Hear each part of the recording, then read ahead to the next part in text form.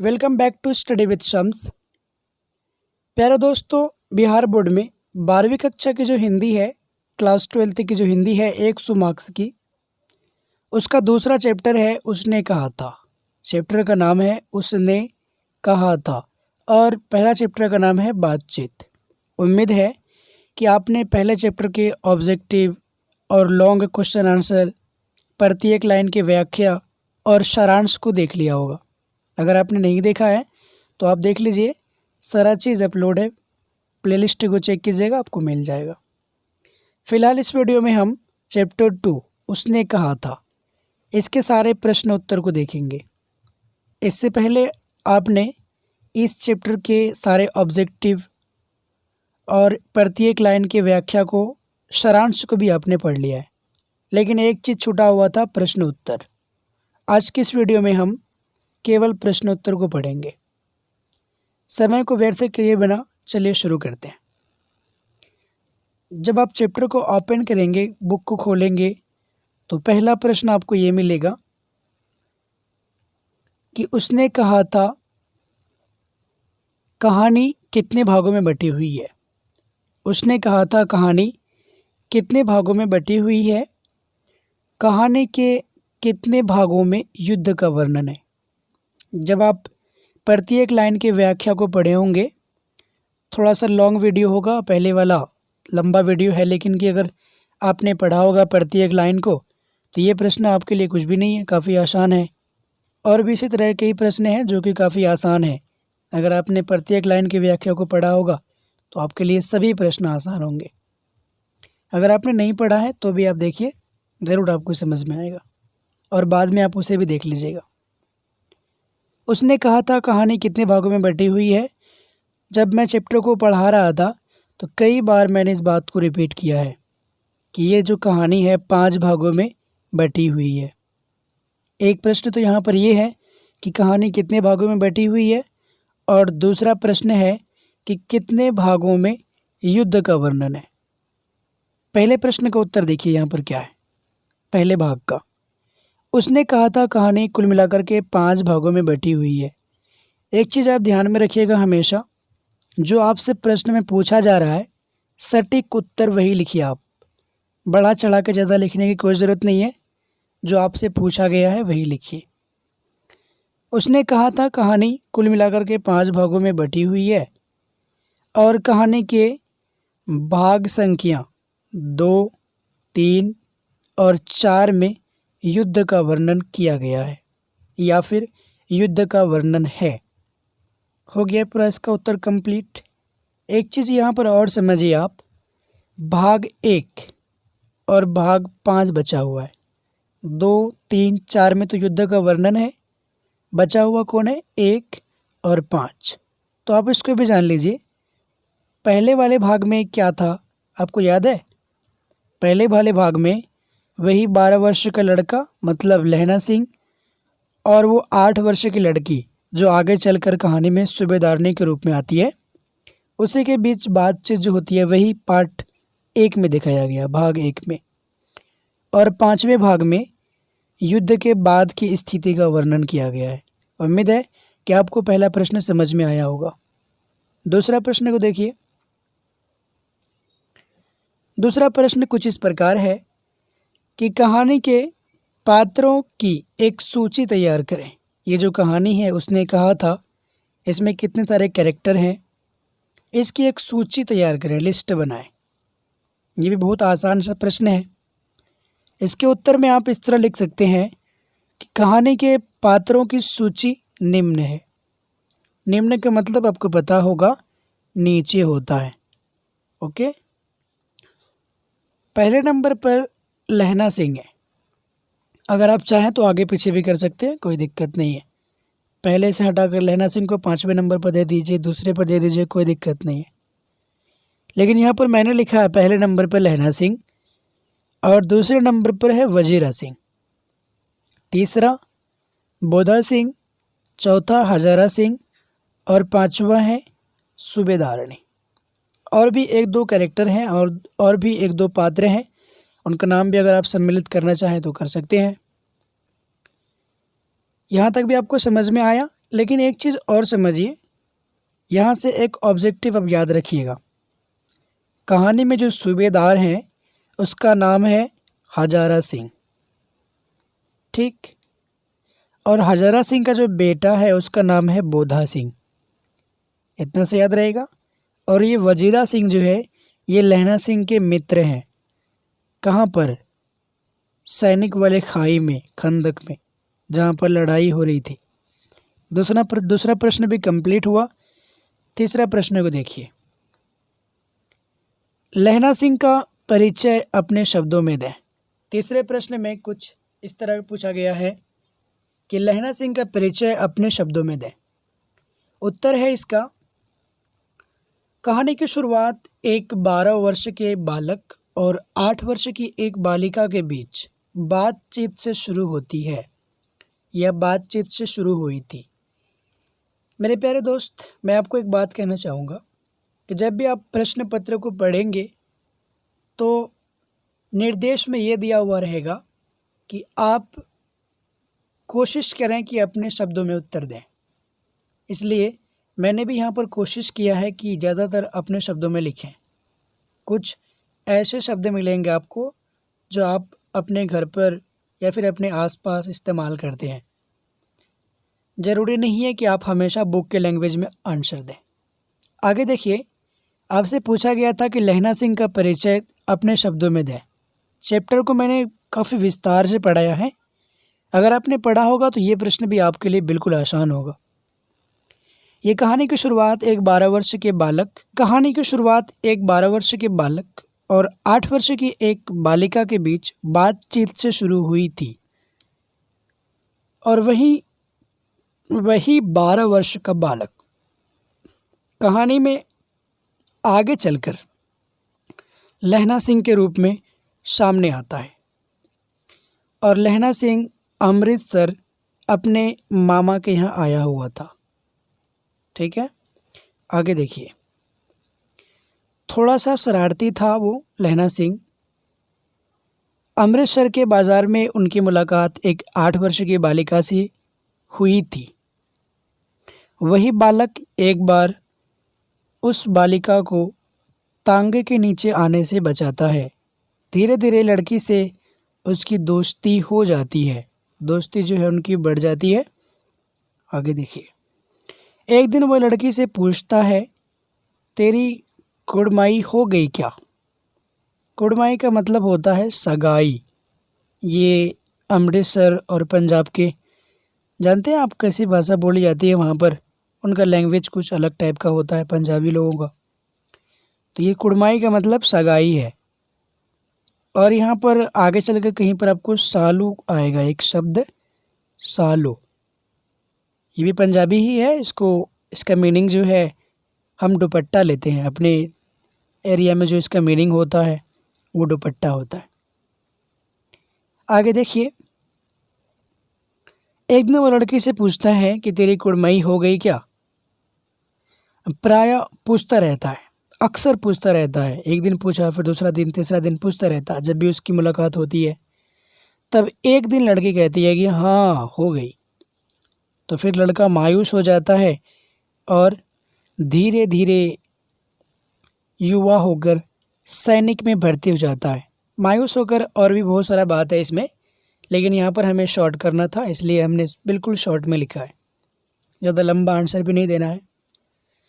लड़का मायूस हो जाता है और धीरे धीरे युवा होकर, जवान होकर सैनिक में भर्ती हो जाता है।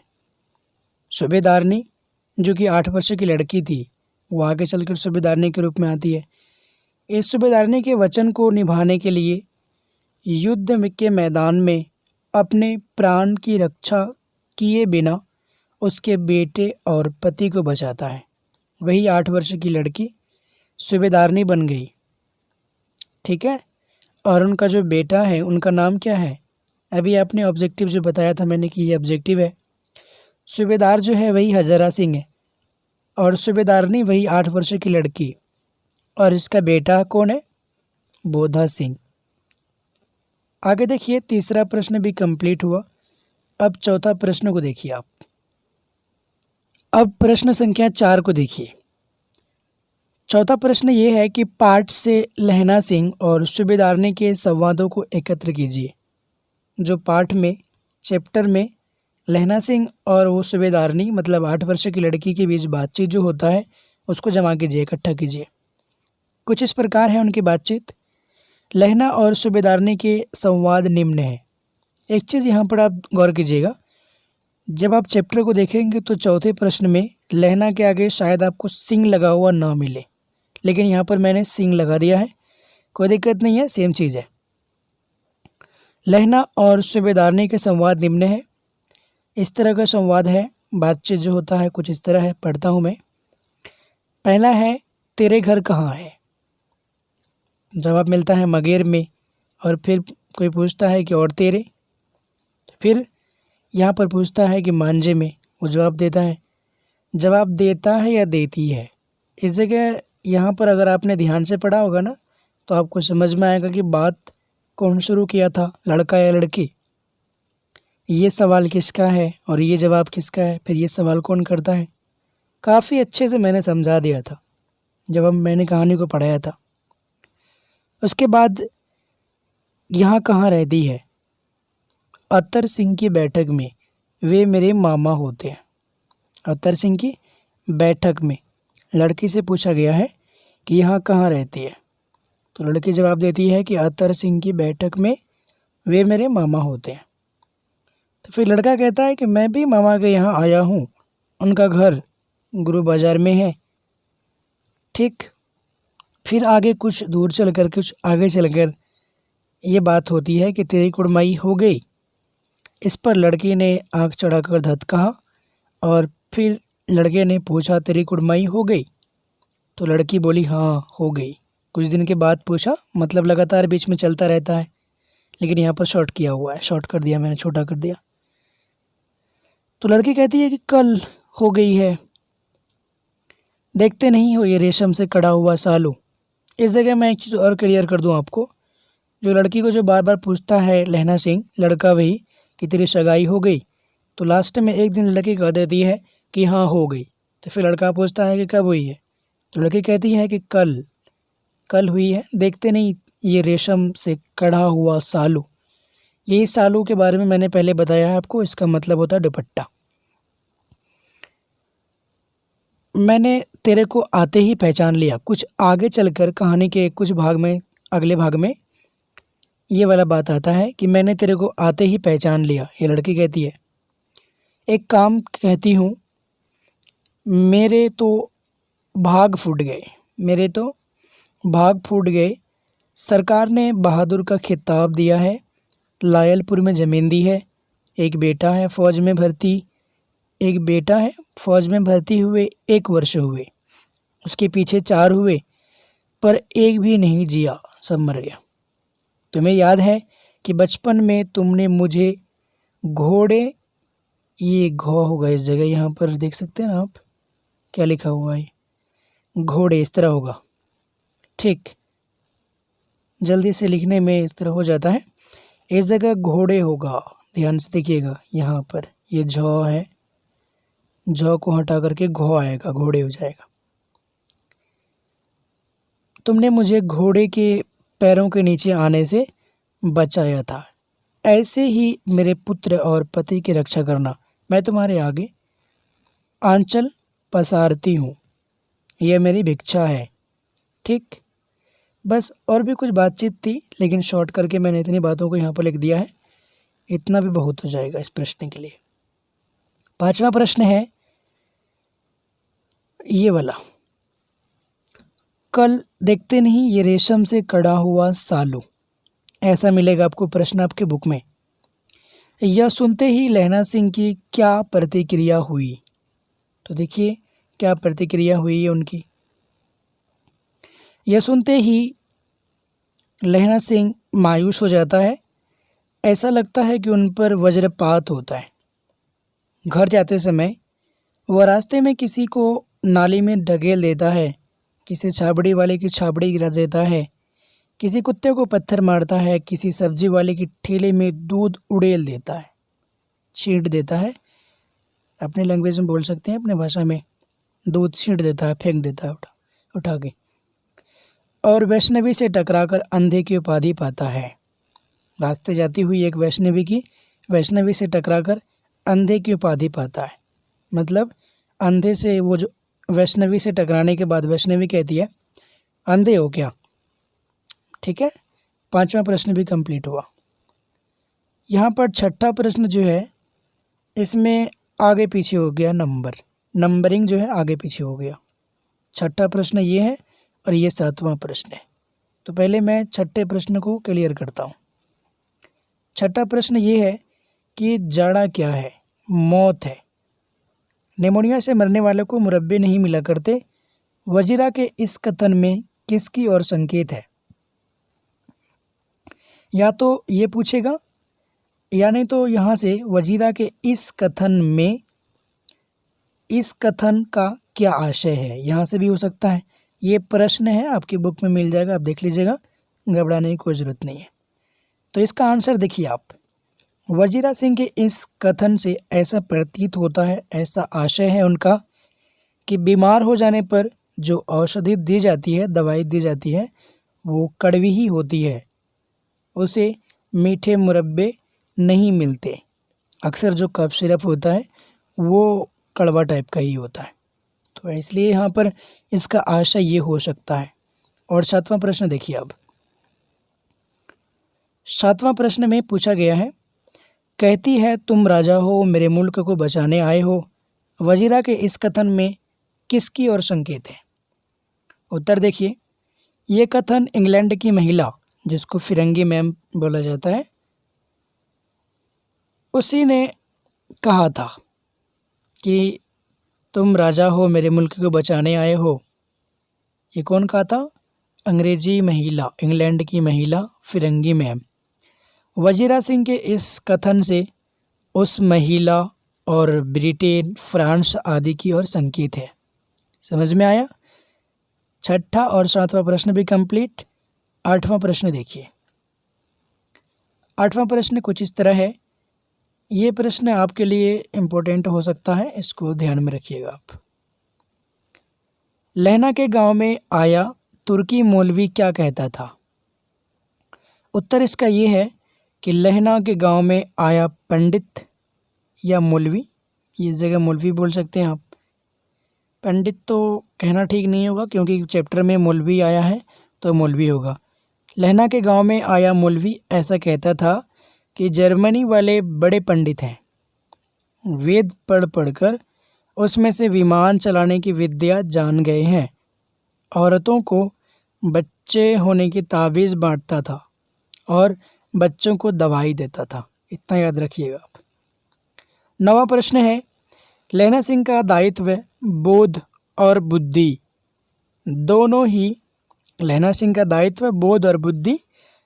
ही स्पृहणीय है। इस कथन की पुष्टि करें। आसान सा प्रश्न है, समझिए। इसके उत्तर में कुछ इस तरह लिखा हुआ है कि लहना सिंह एक किसान परिवार के साथ, उनकी बुद्धि का यहाँ पर परिचय देना है, उनकी बुद्धि का, उनके बोध का, उनकी सूझबूझ का।